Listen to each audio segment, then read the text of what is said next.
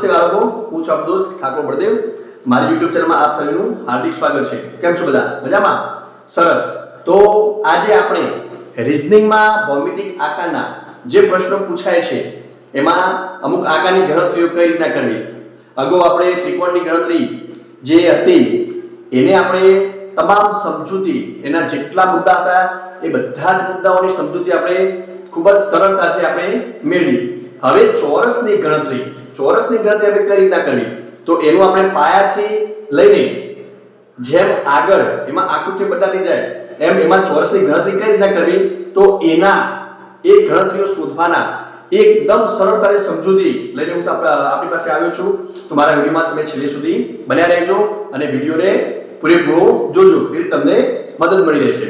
તો અહીંયા આપણે અગાઉના વિડીયોમાં જોયું કે જ્યારે સ્તંભ અને હારની સંખ્યા સમાન હોય ત્યારે એની ગણતરી કઈ રીતના કરવી।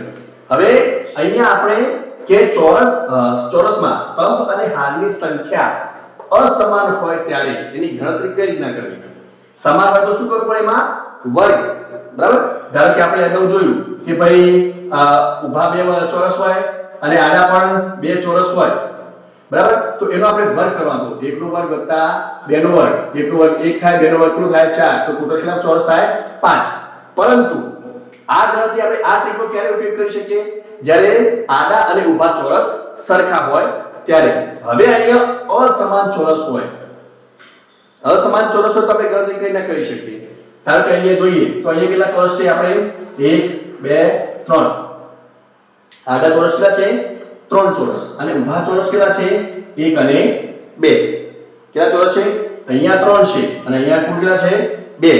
તો હવે આમાં આપણે શું કરવું તો એની સમજૂતી આપણે અહીંયા મેળવીશું।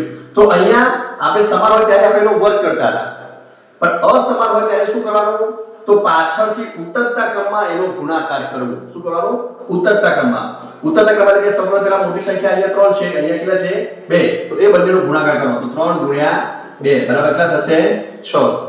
અહીંયા 2 ગુણ્યા શું છે? અહીંયા 2 ગુણ્યા 1, 2 ગુણ્યા 1, તો 2 ગુણ્યા 1 કેટલા થશે?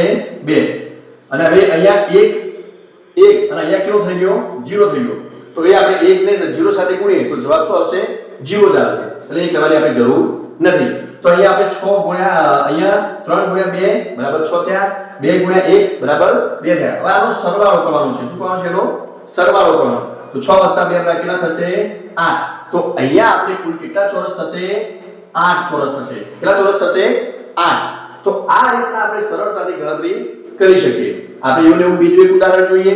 અહીંયા આપણે પહેલા ચોરસ કાઉન્ટ કરી લઈએ। 1 2 3 4 આડા કેટલા ચોરસ છે? 4। ઊભા કેટલા છે? 1 2 3 ઊભા 3 છે। તો એના આપણે પાછળથી ઉતરતા ક્રમમાં એનો શું કરીશું? આપણે ગુણાકાર કરીશું। અહીંયા 0 થઈ જશે, આનો આપણે ગુણાકાર કરીશું। શું કરીશું? ગુણાકાર। તો અહીંયા 4 ગુણ્યા 3 બરાબર 4 તરી 12, પછી 3 ગુણ્યા 2 બરાબર 3 દુ 6, પછી 2 એકા 2 ગુણ્યા 1 બરાબર કેટલા થશે? 1, બરાબર। અને 1 ગુણ્યા 0 કરીએ એટલે એ તો 0 થવાનું છે, એટલે એ કરવાની જરૂર નથી। તો અહીંયા 12 ને 6 કેટલા થશે? 18, 18 ને કેટલા થશે? 19। તો અહીંયા કુલ કેટલા ચોરસ છે?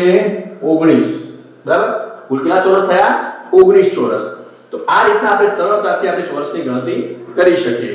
હવે આ ત્રીજું ચોરસ તમને આપ્યું છે, પણ આ ચોરસ એ હું નહીં ગણાવું, એ તમારે શું કરવું પડશે? હોમવર્કમાં કરવું પડશે। શું કરવું પડશે તમારે? હોમવર્કમાં, બરાબર। આ તમારે હોમવર્કમાં કાઉન્ટ કરીને તમારે જવાબ આપવાનો છે, એટલે મને ખબર પડી છે કે તમને આમાં પૂરેપૂરી સમજણ પડી ગઈ છે, બરાબર। તો આ તમારે હોમવર્કમાં કરવાનું છે। એને આપણે કાઉન્ટ કરી દઈએ 1 2 3 4 5 અને ઊભા કેટલા છે? 1 2 3 અને 4। તો હવે આનો ગુણાકાર તમારે કરવાનો છે, બરાબર। અને મને મેસેજ કરજો। તો મારો વિડિયો તમને ગમ્યો હોય તો એને લાઈક કરજો, શેર કરજો અને સબસ્ક્રાઇબ કરજો, અને તમારા મિત્રોને મોકલવાનું ભૂલતા નહીં, બરાબર।